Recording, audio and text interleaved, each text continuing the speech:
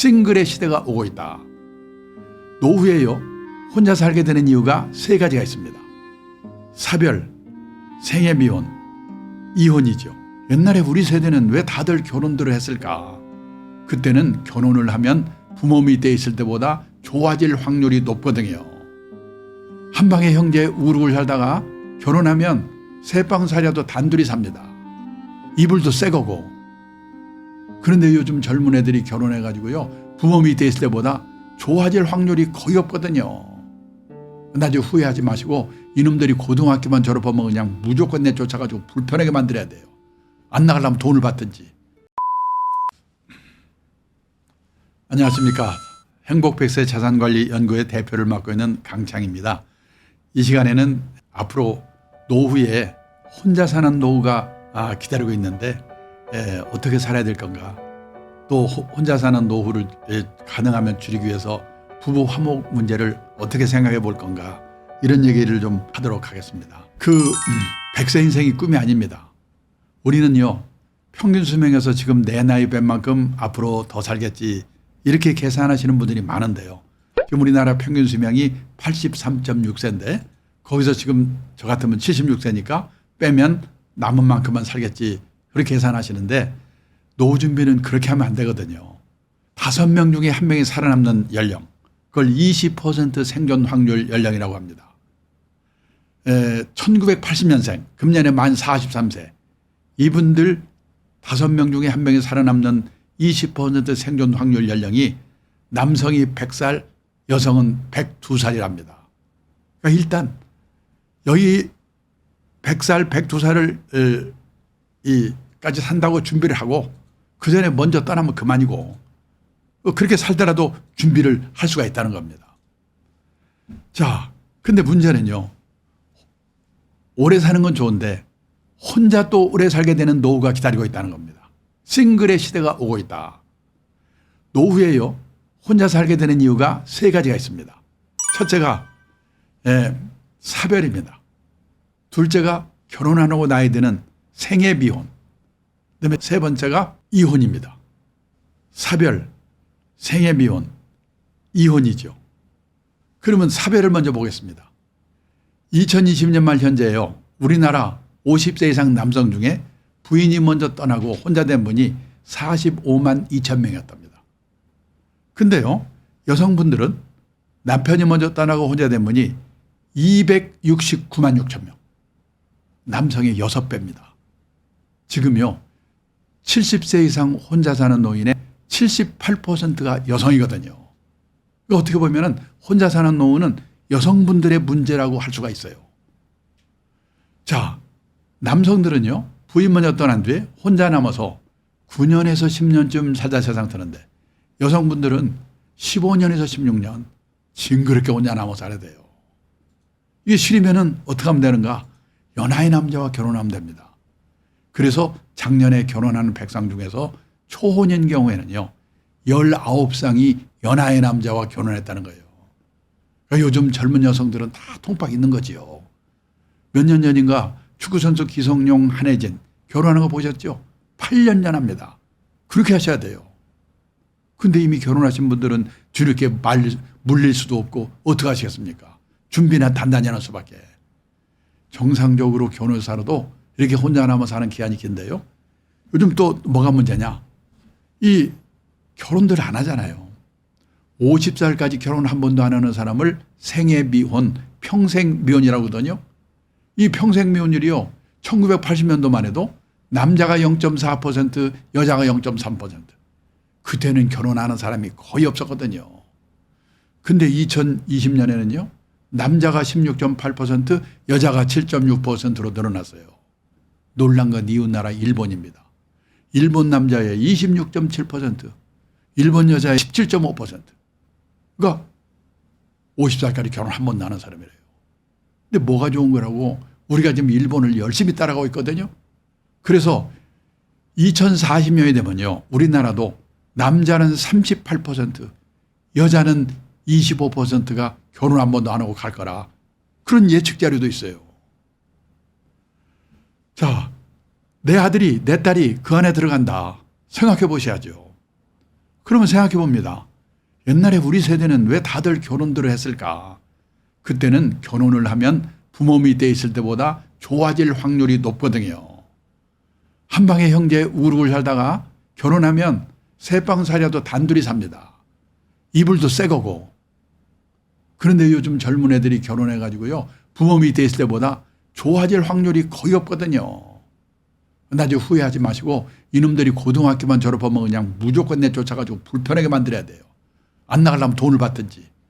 뭔가 특단의 조치가 없는 한 이 싱글의 시대, 뭡니까? 생애비혼, 이거 늘어나는 거를 막을 수가 없게 됐어요. 그 다음에요, 이혼입니다. 이거 문제예요. 1970년대만 해도요, 연평균 이혼 건수가 15,000건 정도였거든요.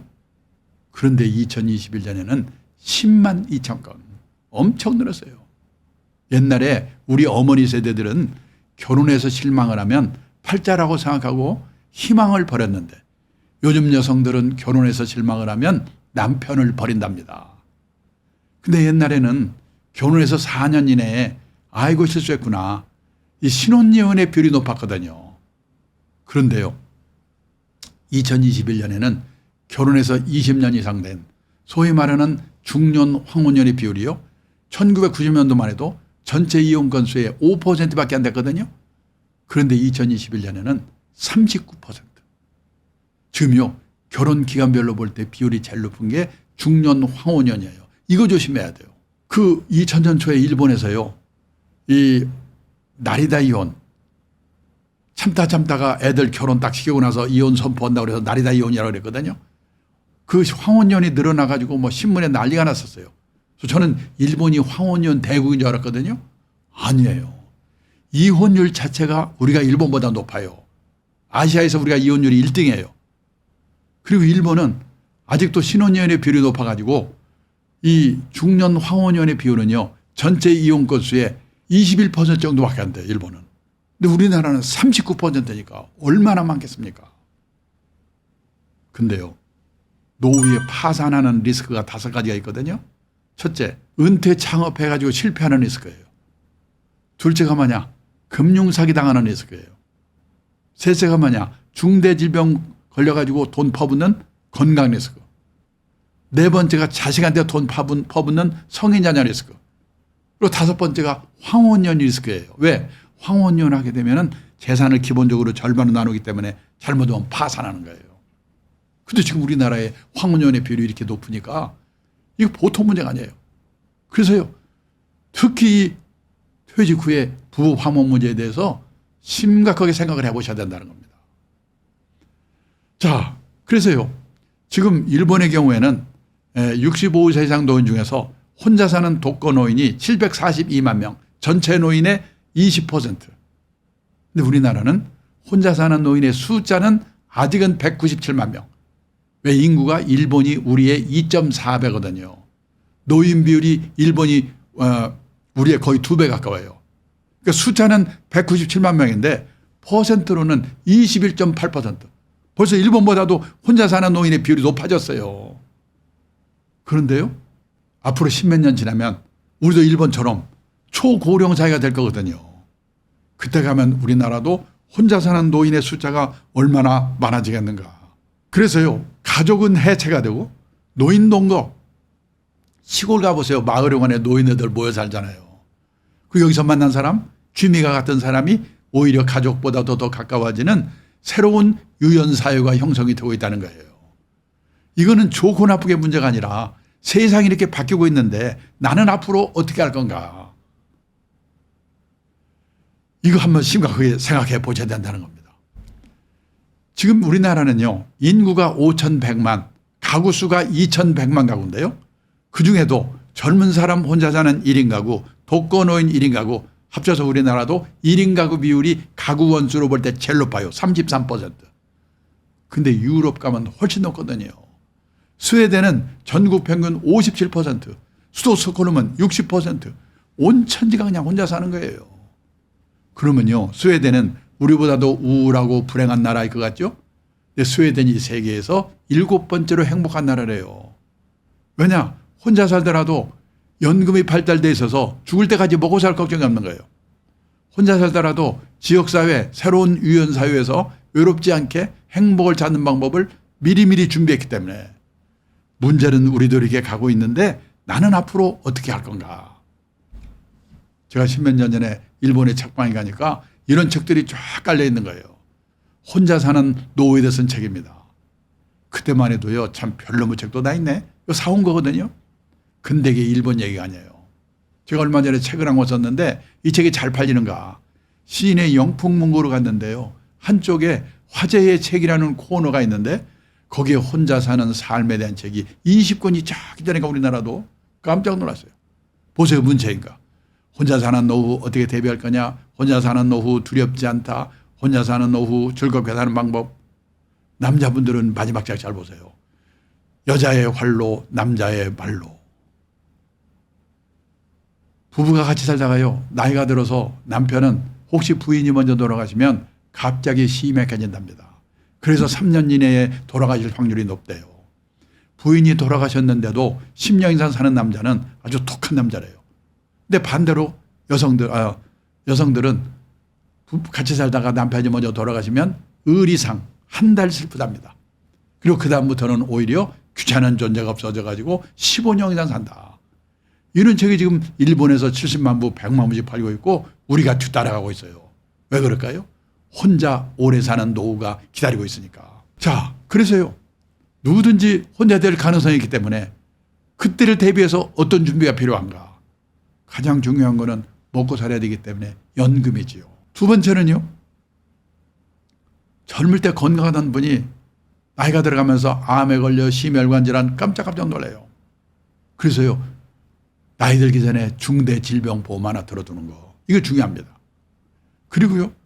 가족이 아니라도 지역사회, 새로운 유연사회에서 외롭지 않게 행복을 찾는 방법을 미리미리 준비하는 거.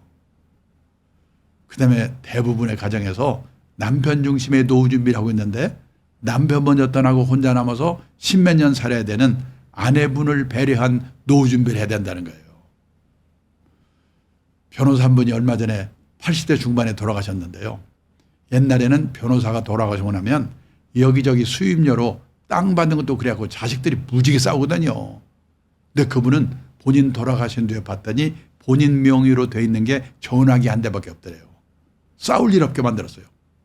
그리고 세율을 받아먹는 부동산이 있는데 그의 소유권은 자식한테 줬는데 사용권은 만화님한테 준 거예요. 사모님 돌아가시다까지 월세는 사모님 거야. 이런 식의 배려. 그 다음에요. 주거 형태의 함정인 선택입니다. 한마디로 말해서 대형 고층 아파트를 조심해야 돼요. 이거는 뭐 다른 기회에 말씀드리겠습니다. 그리고요. 가족의 해체가 일어나고 있는 한편에 가족 회복 운동이 또 일어나고 있어요. 일본에서는요. 3대가 할아버지 아들 손자가 한 건물 또는 근처에 독립적으로 살 수 있도록 개축하면 세제 혜택을 준대요. 또 큰 집에서 노인이 혼자 살고 있으면 젊은 사람들과 그룹 리빙 이런 것도 또 활성화되어 가고 있어요. 이런 문제도 한 번쯤은 생각할 필요가 있다. 그리고요. 이 이웃나라 일본의 이 돌봄, 간병 돌봄 난민이라는 게 요즘 사회 문제가 되고 있거든요. 이거 한번 생각해 볼 필요가 있어요. 혼자 이렇게 오래 살아야 되는데 또는 부부 단둘이만 살아야 되는데 이 몸이 불편해지는 겁니다. 누군가가 돌봐주지 않으면 안 돼요. 근데요. 그렇게 해줄 시설이 없어요. 모자라요. 저는 일본은 많이 준비를 한 줄 알았는데요. 아주 부자라면 몰라도 이 적당한 정도의 수입이 있는 사람들이 갈 만한 그 시설이 마땅치가 않아요. 또 뭐냐? 간병 돌봄을 해줄 요원이 필요하잖아요. 근데 그런 요원들이 부족해요. 턱없이 부족해요. 지금 우리나라의 경우에는 중국 동포들이 와서 많이 도와주고 있기 때문에 그나마 지금 유지가 되고 있는데 점점 중국 동포들이 지금 돌아간다고 신문에 나가고 있거든요. 그러고 나면 누가 도와줄 건가 생각해 보셔야 돼요. 그래서요. 뭔가 돌봄이 필요한데 들어갈 시설이 마땅치 않고 도와줄 사람이 없고 그래서 일본에서 돌봄 난민, 돌봄 대란 이런 말을 쓰거든요. 저는요. 지금 일본은 베이비붐 세대가 대부분 다 후기 노령에 들어갔어요. 절벽 밑에 간 거예요 지금. 우리나라는 그 직전에 있어요. 절벽에서 떨어지기 직전에. 그러니까 우리도 지금 머지않아서 일본과 같은 돌봄 난민, 간병 난민, 이 돌봄 대란 이런 게 지금 사회 문제가 될 거예요. 그럴 때 나는 어느 시설에서 누구의 도움을 받을 건가, 그 비용은 어떻게 할 건가, 그거를 지금부터 미리미리 생각해 보시고 준비를 하셔야 된다는 겁니다. 오늘은 누구든지 혼자 될 수 있는데 그 혼자 되는 그 노후에 어디서 누구랑 어떻게 살 건가, 이 돌봄 난민, 돌봄 난민에 대해서, 대란에 대해서 어떻게 대비를 할 건가, 이런 말씀을 드리면서 강의를 끝내도록 하겠습니다. 감사합니다.